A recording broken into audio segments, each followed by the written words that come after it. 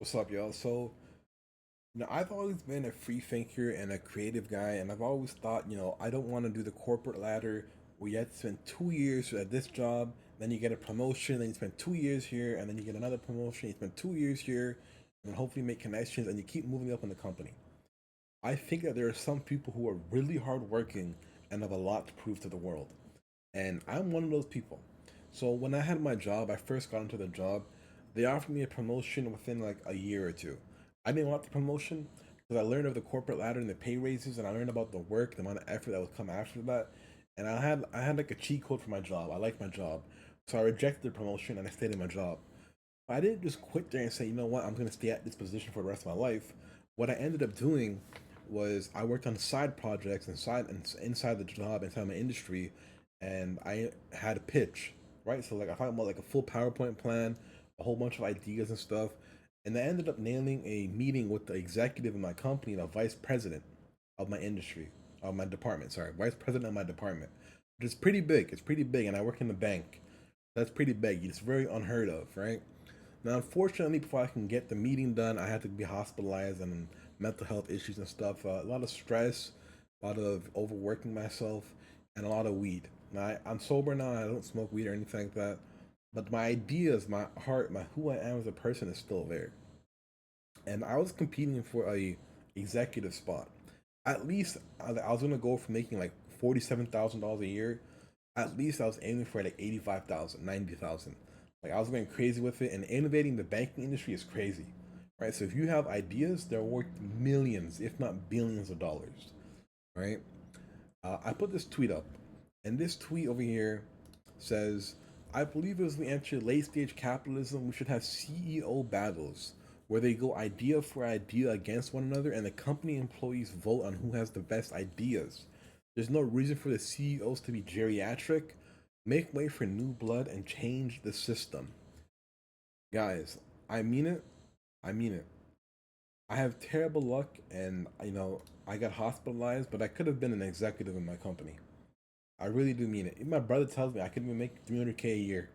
I could have really done big things. I'm not allowed to work anymore. I'm not allowed to make income anymore. I'm very limited in what I can do as a human being now, career wise, because of my health. Right?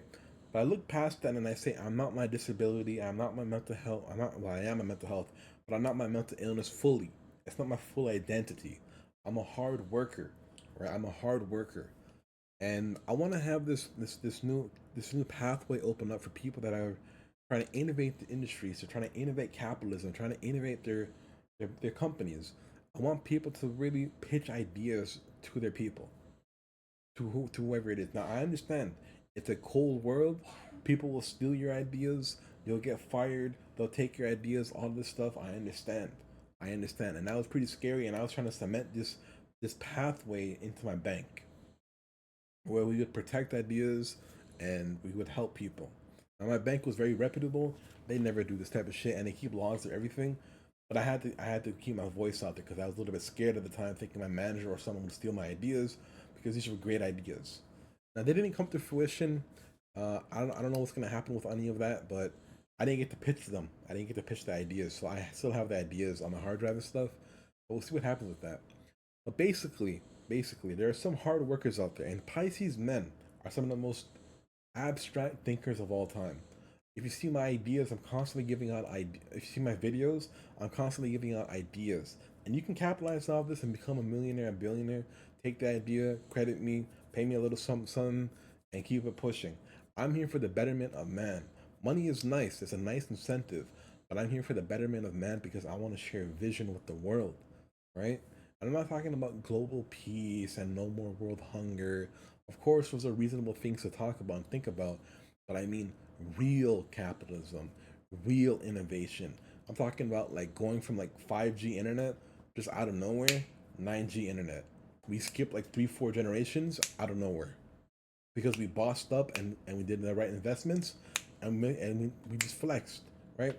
So, for example, China came out with a great idea to have a one cable in like a one cable. I forgot what it's called, but they're trying to move away from the USB because the USB is like it's patented and they have to pay fees every time they make a USB. They're making their own cable, and it can be internet, HDMI, a whole bunch of things all together, cable, a whole bunch of things all together. And I look at that and I say, innovation breeds innovation. And I don't like how you have to put in 30 years of work, 40 years of work, 20 years of work to get into high positions at these companies. I believe your work speaks for itself, and who you are as a person will get to shine. But these companies don't capitalize on that. And there's a lot of missing things with human resources. We fail to capitalize on human capital. I have a degree in economics, and I was working as a fraud agent. I'm a very smart dude with the right motivation. With the right motivation. And, my company seen that in me, and they were going to set me up for a great future, but I got ill. You know what I mean?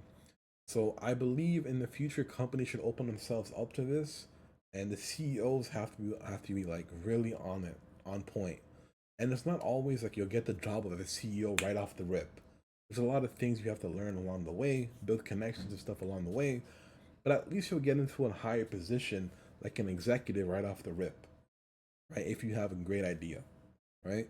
Out of everyone in my department, I was the only one pitching ideas to the vice president. I had great ideas and great plans, guys. But yeah, I believe this should be at every company. And I believe I consider it a homework. I would wake up at like 3, 4 a.m. and just like write like essays about the banking industry and stuff like that and fraud and stuff. Uh, Go above and beyond for your company and see what they say. There's a lot of people that say, "Oh, I'm just disposable. They'll never care about me. This, that, whatever." I had a beautiful company, Royal Bank of Canada, superb. They cared about me. They loved me, and they take care of me now. I get long-term disability payments until the day I die. It's just around 60 years old. That's the life expectancy of my illness. So I'm pretty much good to go. I have lots of benefits and all that stuff. But that doesn't mean, I just go to sleep and say, yay, yay, yay, I'm taken care of. No, no, no, no.